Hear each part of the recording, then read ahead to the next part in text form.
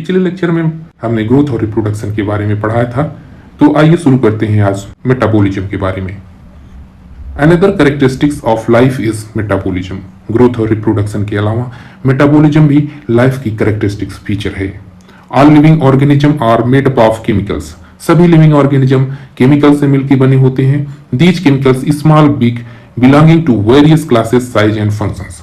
ये chemicals small हो सकते हैं, माइक्रोमॉलिक्यूल, बिग हो सकते हैं, मैक्रोमॉलिक्यूल, और ये डिफरेंट क्लासेस जैसे कि fatty acid, amino acid, carbohydrate से बिलोंग कर सकते हैं। इनकी साइज डिफरेंट हो सकती है, इनकी फंक्शन अलग अलग हो सकते हैं, और constantly being made up of change into the other biomolecule.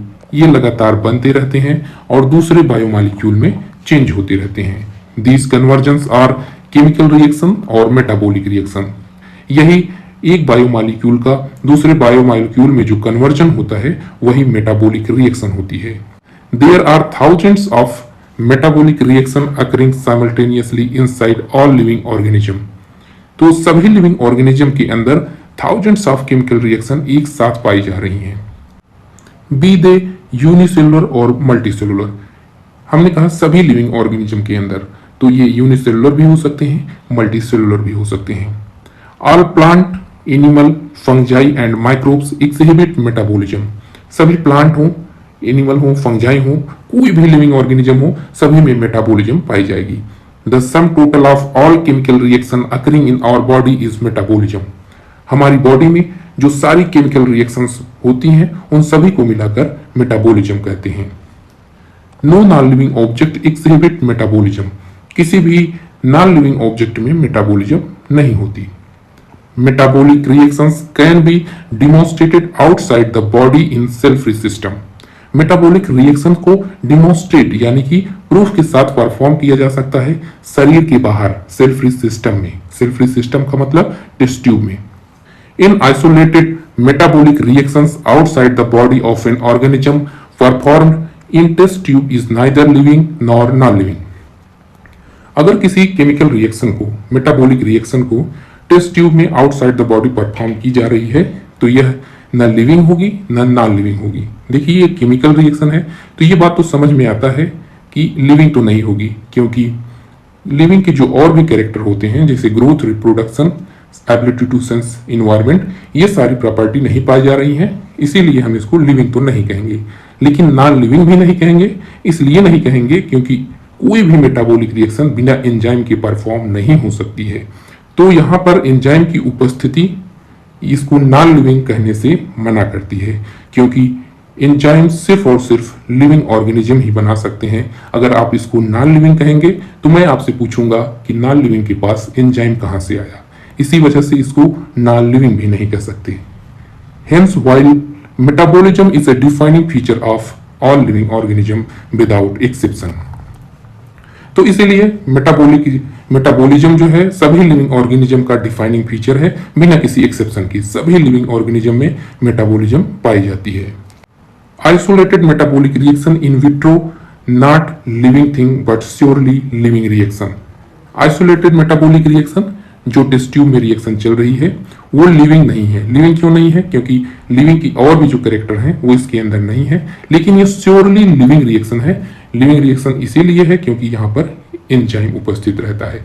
Catalyst की बात मैं बिल्कुल नहीं कर रहा हूं, मेटाबॉलिक रिएक्शन में एंजाइम होते हैं। Hence cellular organisation of body is defining feature of life form. इसीलिए cellular organisation of body living organism का डिफाइनिंग फीचर है। अब ये समझिए कि सेलुलर ऑर्गेनाइजेशन ऑफ बॉडी क्या होता है। कोई भी लिविंग ऑर्गेनिज्म हो उसकी बॉडी या तो यूनिसेलुलर होगी या तो मल्टीसेलुलर होगी। अगर यूनिसेलुलर है तो एक सेल होगी, मल्टीसेलुलर है तो कई सेल्स होंगी। अब सवाल उठता है कि सेलुलर ऑर्गेनाइजेशन क्या है। सेल के अंदर जितने भी कंपोनेंट यानी कि जितने भी ऑर्गेनल्स हैं सभी अपने फंक्शन को स्पेसिफिक ढंग से साथ साथ परफॉर्म कर रहे होते हैं, यही सेलुलर ऑर्गेनाइजेशन है। और यह सेलुलर ऑर्गेनाइजेशन इसीलिए हो पा रहा है क्योंकि थाउजेंड्स ऑफ केमिकल रिएक्शन एक साथ चल रही होती हैं। इसीलिए मेटाबॉलिक रिएक्शन की वजह से ही सेलुलर ऑर्गेनाइजेशन को लिविंग ऑर्गेनिज्म का डिफाइनिंग फीचर माना गया है। Perhaps the most obvious and technically complicated feature of all living organisms is ability to sense their surrounding and environment and respond to their environmental stimuli, which could be physical, chemical or biological. हालांकि सबसे स्पष्ट और technically complicated सभी living organism का feature यह है कि वो अपने चारों तरफ के वातावरण को सेंस कर सकते हैं, समझ सकते हैं और इन्वायरमेंटल स्टिमुलस के प्रति रिस्पॉन्ड कर सकते हैं। टेक्निकली कॉम्प्लिकेटेड का मतलब यह है कि इसकी फिजियोलॉजी को समझना बड़ा ही मुश्किल होता है। Which could be physical, chemical और बायोलॉजिकल।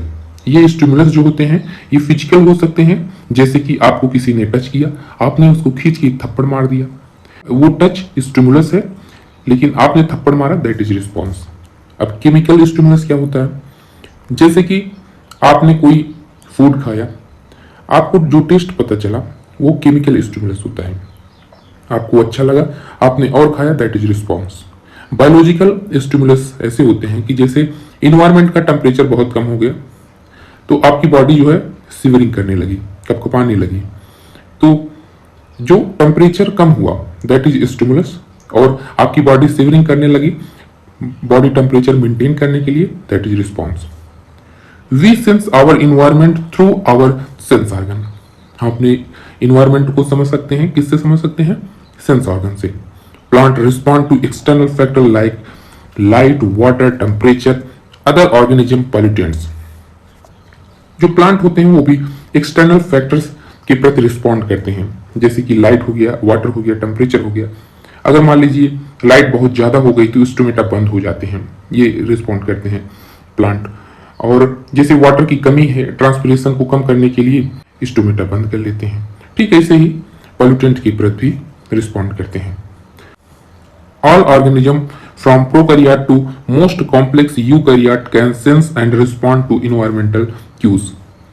चाहे वो प्रोकैरियोट हो, सिंपल से सिंपल लिविंग ऑर्गेनिज्म, या मोस्ट कॉम्प्लेक्स यूकैरियोट, सभी के सभी अपने वातावरणीय संकेत, इन्वायरमेंटल क्यू को सेंस कर सकते हैं और रिस्पॉन्ड कर सकते हैं। Photo period affect reproduction in seasonal breeder, both plant and animal. Seasonal breeder में फोटो पीरियड रिप्रोडक्शन को अफेक्ट करता है। फोटो पीरियड का मतलब होता है 24 घंटे के ड्यूरेशन में डे और नाइट की लेंथ। ये डे और नाइट की लेंथ जो होती है ये सीजनल ब्रीडर में रिप्रोडक्टिव बिहेवियरल को अफेक्ट करती है। All organisms handle chemical entering their body. सभी लिविंग ऑर्गेनिज्म अपने बॉडी में केमिकल एंट्री को कंट्रोल कर सकते हैं। जैसे कि अगर कोई जहरीली गैस है तो उसके गंध से ही हो सकता है कि हम दूर भागें, या अगर हमारी बॉडी में कोई जहरीला केमिकल्स बन रहा है तो लीवर जैसे ऑर्गन उसको डिटॉक्सिफाई कर देते हैं और किडनी उसको एक्सक्रीट कर देती है। All organism therefore are aware of their surrounding. सभी लिविंग ऑर्गेनिज्म अपने सराउंडिंग के प्रति अवेयर होते हैं। Human being is the only organism who is aware of himself, has self consciousness. Human ही केवल अकेला एक लिविंग ऑर्गेनिज्म है जो खुद की जानकारी रखता है, वो जानता है अपने बारे में, that is self consciousness. Self consciousness सिर्फ और सिर्फ ह्यूमन में होती है और किसी भी लिविंग ऑर्गेनिज्म में नहीं होती। Consciousness therefore become the defining property of living organism. तो कॉन्शियसनेस भी सभी लिविंग ऑर्गेनिज्म की डिफाइनिंग प्रॉपर्टी है। सेल्फ कॉन्शियसनेस सिर्फ और सिर्फ ह्यूमन में पाई जाती है, तो ऐसा ना गलती कर देना कि सेल्फ कॉन्शियसनेस को लिविंग की डिफाइनिंग फीचर लगा देना। When it come to human being it is all the more difficult to define the living state.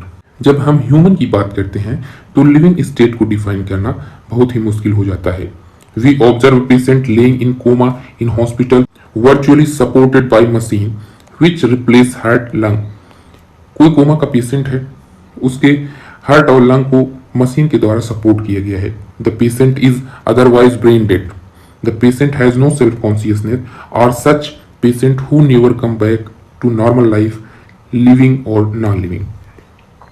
वो पेशेंट ब्रेन डेड है क्योंकि कोई भी ऑर्गन काम नहीं कर रहा है उसका, वो मशीन पर सपोर्टेड है और सेल्फ कॉन्शियसनेस उसमें नहीं है। पेशेंट कभी अपनी नॉर्मल लाइफ में नहीं आ पाएगा। तो पूछ रहे हैं कि ये लिविंग है कि नॉन लिविंग है। देखिए, कोमा पेशेंट को लिविंग तो नहीं कह सकते हैं, केवल मेटाबॉलिज्म के अलावा जो भी लिविंग की कैरेक्टरिस्टिक्स फीचर हैं वो इनमें नहीं है। लेकिन नॉन लिविंग तो बिल्कुल नहीं कह सकते, क्योंकि ये कभी लिविंग था, और जो चीज कभी लिविंग होती है उसको कभी नॉन लिविंग नहीं कहा जाता है, उसको डेड कहा जाता है। तो इस चीज को डिफाइन करना बड़ा ही मुश्किल है कि लिविंग है और नॉन लिविंग है। तो इसका आंसर है can't be define. In higher classes you will come to know that all living phenomena are due to underlying interaction. आप आगे की क्लासेस में पढ़ेंगे कि सभी जो लिविंग फिनोमेना है वो अंडरलाइंग इंटरेक्शन से के कारण होते हैं। अंडरलाइंग इंटरेक्शन का मतलब ये होता है कोई भी एक चीज, कोई एक फिनोमेना सिर्फ एक चीज की वजह से नहीं हो रहा है, कई सारी चीजों के इंटरेक्शन से मिलने से हो रहा है। Property of tissue are not present in the constituent of cell but arise a result of interaction among the constituent cell. जो टिश्यू की प्रॉपर्टी होती है तो उसको बनाने वाली सेल्स में वो प्रॉपर्टी नहीं पाई जाती है। जब सारी सेल्स मिलती हैं तो उनके मिलने से टिश्यू की प्रॉपर्टी डेवलप होती है। Similarly, property of cellular organelle are not present in the molecular constituent of organelles but arise as a result of interaction among the molecular components comprising the organelle. जो cell में component पाए जाते हैं, जो organelles पाई जाती हैं, उनकी जो प्रॉपर्टी होती है वो जिस मॉलिक्यूल से मिलके बने होते हैं वो प्रॉपर्टी उस मॉलिक्यूल में नहीं होते हैं, लेकिन उनके मिलने के बाद ऑर्गेनेली बनती हैं और उसमें नई प्रॉपर्टी आ जाती है। जैसे कि हम बताएं, अगर माइटोकॉन्ड्रिया, फॉस्फोलिपिड प्रोटीन और थोड़ा सा उसमें डीएनए भी होता है, तो इन सारे केमिकल से मिलकर बना होता है। तो इन तीनों केमिकल में ऐसी प्रॉपर्टी नहीं है कि वो माइटोकॉन्ड्रिया की तरह वर्क कर सके, लेकिन ये जब सारी चीजें मिलकर माइटोकॉन्ड्रिया बनाती हैं तो माइटोकॉन्ड्रिया अपना एक अलग स्पेसिफिक फंक्शन करता है, उसमें अलग प्रॉपर्टी आ जाती है। These interactions result in emergent property at higher level of organization। यही इंटरेक्शन का रिजल्ट होता है कि हायर लेवल ऑफ ऑर्गेनाइजेशन पर इमर्जेंट प्रॉपर्टी दिखती हैं। इमर्जेंट प्रॉपर्टी का मतलब नई प्रॉपर्टी। This phenomena is true in hierarchy of organizational complexity at all level. यह फिनोमेना ऑर्गेनाइजेशनल कॉम्प्लेक्सिटी की जो सीरीज होती है, जो हायरार्की होती है, उसके हर लेवल पर सत्य होता है। यह फिनोमेना का मतलब होता है इमर्जेंट। जैसे कि मैं आपको बताऊं, सेल से टिश्यू बनते हैं, टिश्यू से ऑर्गन बनते हैं, तो ये हायरार्की है, हायर लेवल ऑफ ऑर्गेनाइजेशन की हायरार्की है। और ये सेल, टिश्यू, ऑर्गन, ये लेवल है। तो हर लेवल पर इमर्जेंट प्रॉपर्टी दिखेगी। इमर्जेंट प्रॉपर्टी का मतलब होता है नए कैरेक्टर, नए प्रॉपर्टीज दिखेंगे।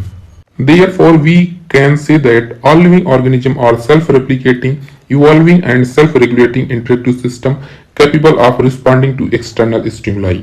तो हम कह सकते हैं कि सभी लिविंग ऑर्गेनिज्म के अंदर सेल्फ रेप्लिकेटिंग का मतलब है कि अपने जैसे ही ऑर्गेनिज्म को बनाना, यानी कि reproduction, evolving and self regulating, environment में हो रहे बदलाव के अनुसार खुद के अंदर भी चेंजेस लाने की क्षमता होती है और खुद को ये रेगुलेट कर सकते हैं।